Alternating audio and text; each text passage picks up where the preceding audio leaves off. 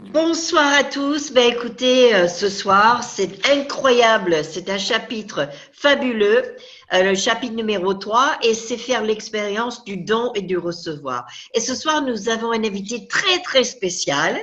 C'est Tekla Broudik, qui va nous lire une partie de ce chapitre et qui va se présenter parce que c'est extraordinaire de t'avoir là ce soir. Merci. Et merci Audrey d'être toujours là, tout le temps, tout le temps, tout le temps. Yeah. Vas-y, déclare. Merci Joël et merci gratitude à Shutisa et Steven Bowman d'avoir écrit ce livre fabuleux, La conscience de la prospérité, qui est une vraie inspiration. Alors oui, je m'appelle Tekla et je suis praticienne et aussi facilitatrice des bars d'Access Consciousness. Ça fait juste tout juste 3 ans que j'ai plongé dans la marmite et que je m'amuse de plus en plus avec ces outils qui me permettent de créer une vie. Voilà, je sais pas, je vais découvrir parce que je suis pleine d'envie pour ce qui va venir après et gratitude pour ce livre là qui est un vrai cadeau pour créer ça. Génial. Merci. Tu veux commencer le chapitre alors? Donc on lit, Et voilà. oui. Et tu as dit où tu étais, dans quelle Ah, partie de la France? je suis loin de vous, j'habite en Mayenne. La Mayenne, c'est juste avant la Bretagne. Donc je sais que quand on est dans le Ah, sud, ça ressemble au nord, mais c'est pas le nord, hein. C'est Laval et il y a du très bon calva là-bas. Par là-bas, il y a un bon petit alcool en Mayenne. J'ai des copains là-bas. Hein, c'est ça, elle a hein. besoin d'un D'accord. grog là. Ça serait pas mal. Il y a des pommes, des pommiers, des pommes, ouais, effectivement, en Mayenne. Alors après, il y en a qui font du cidre avec, il y en a qui font peut-être du calva. Hein. Ah, génial. Il y a plein Yes. de vaches et Super. elles sont belles. Ah, Abondance de pommes, abondance de verdure par chez nous en tout cas. ah, sympa. Ah, je Hmm. connais pas. C'est une région qu'il faudrait que je découvre. Bienvenue Joël. Donc faire l'expérience du don et recevoir par Steven. La plupart des gens ont été programmés pour croire qu'il doit y avoir un échange pour tout ce qui est donné ou ce qui est pris. Ils donnent dans l'attente de recevoir quelque chose en échange. Je vous donnerai ceci, alors vous me donnerez cela. C'est l'approche donnée en vue de recevoir, que la majorité des gens utilisent au quotidien.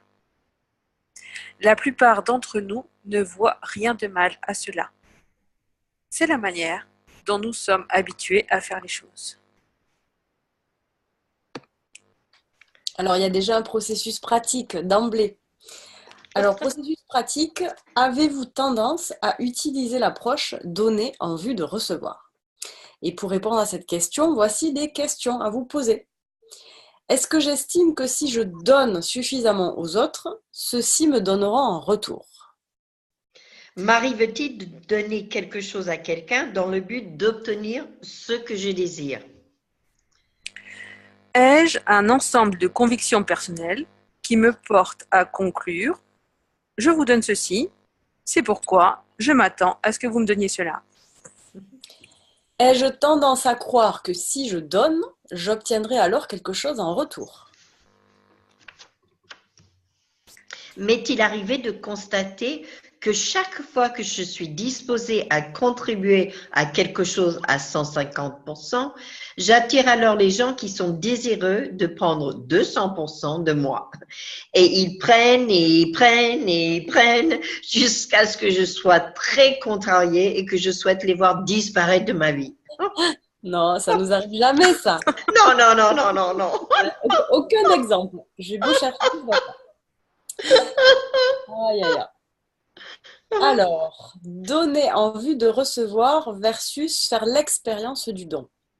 L'approche donner en vue de recevoir est complètement différente de faire l'expérience du don. L'élément fondamental dans l'expérience du don, c'est qu'aucun échange se produit. Lorsque nous faisons l'expérience du don, nous n'avons aucune attente que l'autre personne nous donne quelque chose en échange. Nous donnons sans arrière-pensée et nous recevons simultanément au cours du processus. Lorsque nous agissons ainsi, nous nous ouvrons à la possibilité de recevoir tout ce qu'il y a dans l'univers, et pas seulement de la personne à qui nous avons fait le don. J'ai appris une précieuse leçon au sujet de l'approche donnée en vue de recevoir, lorsque j'ai tenté de venir en aide à un collègue qui avait été mis à pied après une longue carrière. J'ai consacré d'incalculables heures à l'aider à régler différents problèmes qu'il devait affronter. Il me téléphonait continuellement et prenait tout le temps que j'étais prêt à lui consacrer. Il était certain que je serais entièrement dévouée à son égard. Dans ce contexte particulier, il n'y avait aucune joie dans le don que je lui ai fait. J'ai remarqué que je devenais irritable chaque fois qu'il me téléphonait, et j'ai alors compris que je donnais en vue de recevoir, au lieu de faire l'expérience du don. J'ai constaté que j'avais opté, sans m'en rendre compte, pour l'approche donnée en vue de recevoir. Maintenant, chaque fois que nous discutons au téléphone, je suis capable d'être présent dans l'échange sans porter de jugement. Je ne me sens pas obligée à son égard, d'aucune manière. Cela me libère et me permet de prendre plaisir à nos conversations. Je fais maintenant l'expérience du don, et je suis en quelque sorte un don qui lui est consenti par la même occasion. À partir de cette expérience de me sentir prisonnier et de donner en vue de recevoir, j'ai appris que lorsque je me sens contraint, ma disposition à donner et à recevoir se contracte, et cela engendre une séparation qui met des barrières à ma capacité de recevoir. Lorsque nous donnons aux autres sans arrière-pensée, nous recevons simultanément et nous expérimentons l'abondance que nous offre l'univers.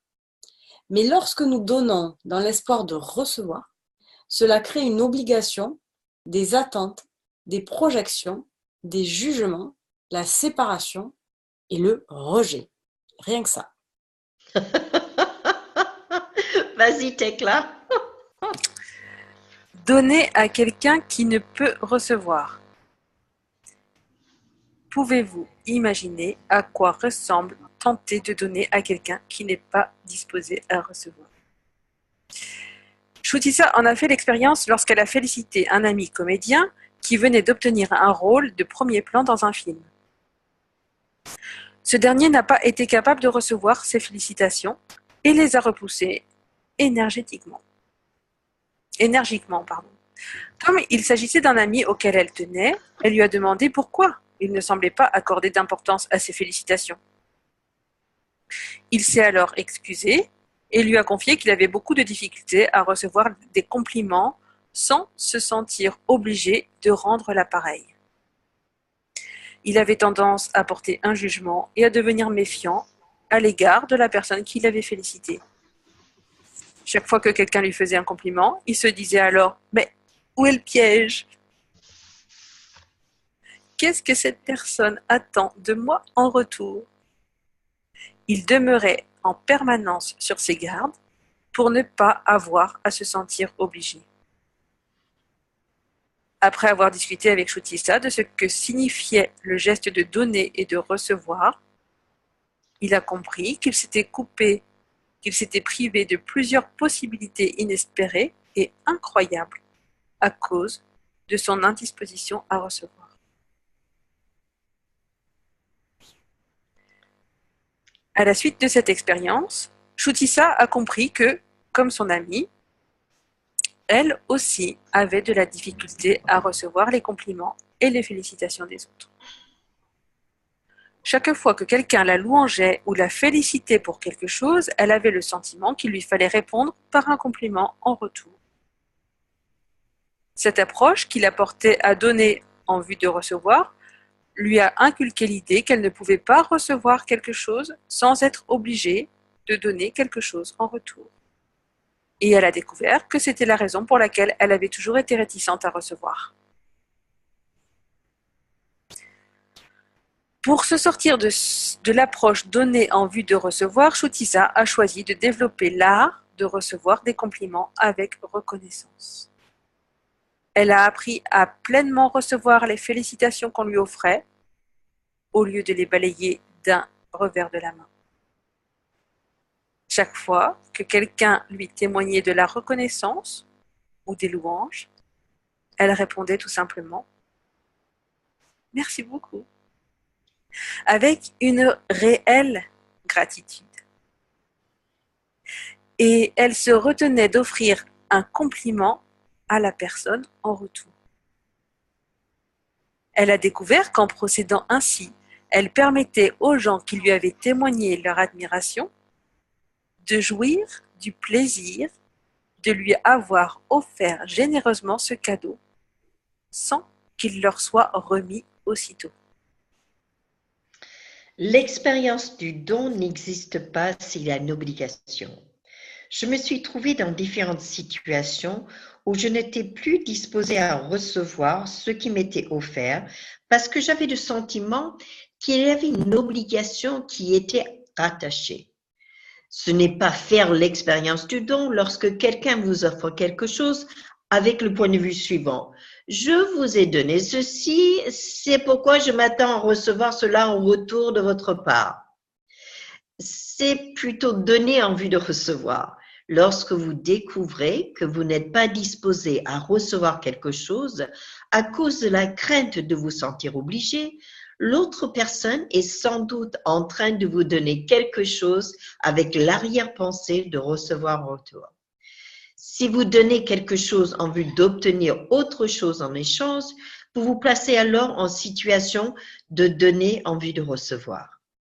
Gary a suggéré l'idée selon laquelle il nous faut détruire et décréer le point de vue selon lequel il doit toujours y avoir un échange si nous voulons nous libérer de l'approche donner en vue de recevoir. Nous devons être disposés à faire l'expérience de la simultanéité qu'il y a entre donner et recevoir. Il nous faut également laisser tomber l'idée de l'échange d'énergie et comprendre que toute cette énergie est expansive. Don et réception simultanée. Nous aimons beaucoup le concept du don et de la réception simultanée, Chutisa et moi. Nous l'avons intégré dans notre manière de vivre et de travailler. Dans notre vie professionnelle, nous pratiquons l'expérience du don en outillant les gens afin qu'ils deviennent les créateurs conscients de leur réalité. Nous nous efforçons de les aider à rendre toutes les dimensions de leur vie épanouissantes et réussies. Et dans notre vie personnelle, nous choisissons de faire des gestes qui mettent un sourire sur les visages des gens qui nous entourent sans rien attendre en retour. Nous ne faisons rien qui mette une quelconque obligation sur personne. Nous faisons des choses pour les gens pour le simple plaisir de les faire, sans désirer quoi que ce soit en retour.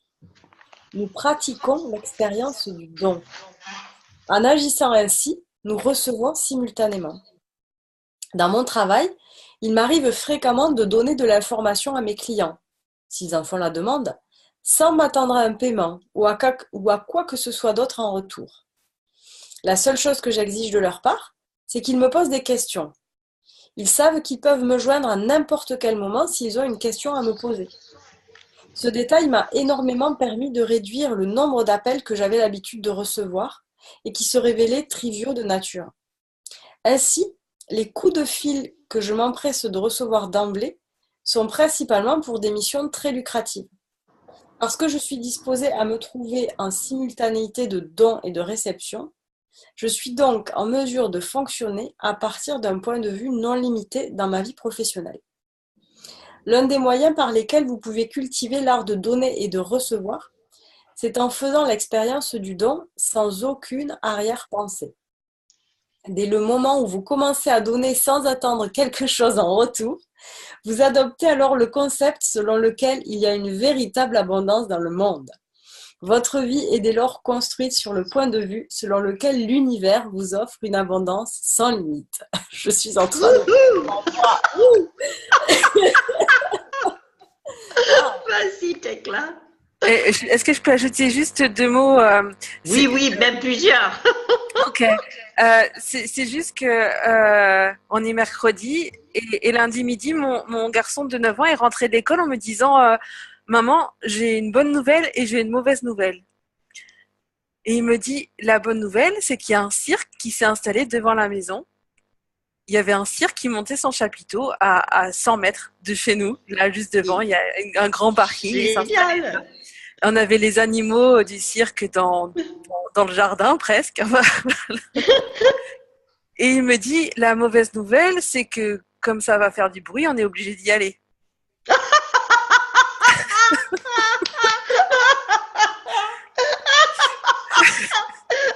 Excellent. Oh, excellent. Et donc, mardi soir et cet après-midi, ils ont fait une représentation chaque jour. Hein. Et ce soir, là, on est en mois de décembre, donc il fait nuit tôt. Et donc, dans la nuit, dans le froid, et ben, ils étaient en train de démonter le chapiteau après la représentation. Et puis moi, j'ai proposé aux enfants, et puis à ma fille qui est venue avec moi. En fait, on est allé les voir et j'avais amené de l'argent aussi à leur donner parce que, en fait, j'avais vraiment envie de les remercier de cette joie que ça avait créée dans notre monde. Qu'ils soient venus là. Et donc, on est arrivé, ils étaient en train de démonter, donc ils étaient un peu fermés. Quand on est arrivé, ils ont dû se demander, mais qu'est-ce qu'ils viennent nous reprocher là et puis, en fait, moi, j'étais là, waouh, merci, quoi. C'était vraiment un vrai cadeau que vous soyez là. Et puis, moi, j'ai pas pu venir à la représentation, mais j'avais envie de vous remercier. Donc, c'était le père qui m'a dit, donnez l'argent aux jeunes là. Donc, c'est un jeune qui a qui a reçu le billet. Et puis, par contre, voilà, c'est vrai que le visage de ce monsieur, c'est vraiment, il s'est vraiment, ouais, tout s'est ouvert, quoi. Et ça a été un cadeau. Et puis, ma fille qui était là, elle était ravie aussi. Donc, ouais, c'est vraiment donné comme ça. C'est un vrai cadeau. Ouais, ça c'est merci. Ah, super. Donc, vas-y, maintenant les outils. Vas-y. Donc, les outils pour découvrir la simultanéité du don et de la réception. Donc, découvrez si vous êtes adepte de l'approche donner en vue de recevoir. Voici des questions à vous poser. Est-ce que j'estime en général que si je donne suffisamment aux autres, ceux-ci me donneront en retour? M'arrive-t-il de donner quelque chose aux gens dans le but d'obtenir ce que je désire? Ai-je un ensemble de convictions personnelles qui me portent à conclure ceci? Je vous donne ceci, c'est pourquoi je m'attends à ce que vous me donniez cela. Ai-je tendance à croire que si je donne, j'obtiendrai quelque chose en retour? M'est-il arrivé de constater que chaque fois que je suis disposée à contribuer à quelque chose à 150%, j'attire alors des gens qui sont désireux de prendre 200% de moi. Et ils prennent, jusqu'à ce que je sois très contrariée et que je souhaite les voir disparaître de ma vie.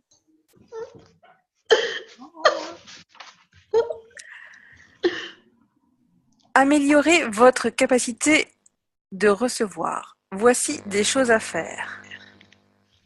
Pratiquez l'art de recevoir un compliment avec reconnaissance.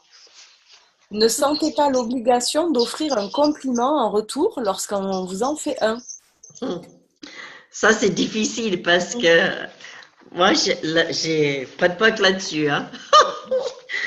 Notez la chose lorsque vous n'êtes pas disposé à recevoir quelque chose par crainte de vous sentir obligé. Notez également si la personne utilise l'approche donnée en vue de recevoir avec vous. Laissez tomber l'approche donnée en vue de recevoir.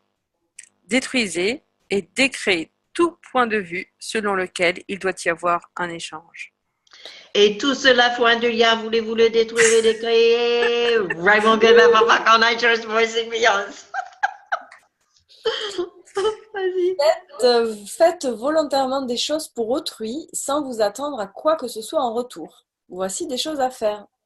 Mettez des sourires au visage des gens qui vous entourent. Faites les choses pour le plaisir que vous ressentez tout simplement. Faites l'expérience du don sans aucune attente. Et rappelez-vous que l'univers constitue une source sans fin d'abondance. Et voilà, la fin de ce chapitre, il était très très court.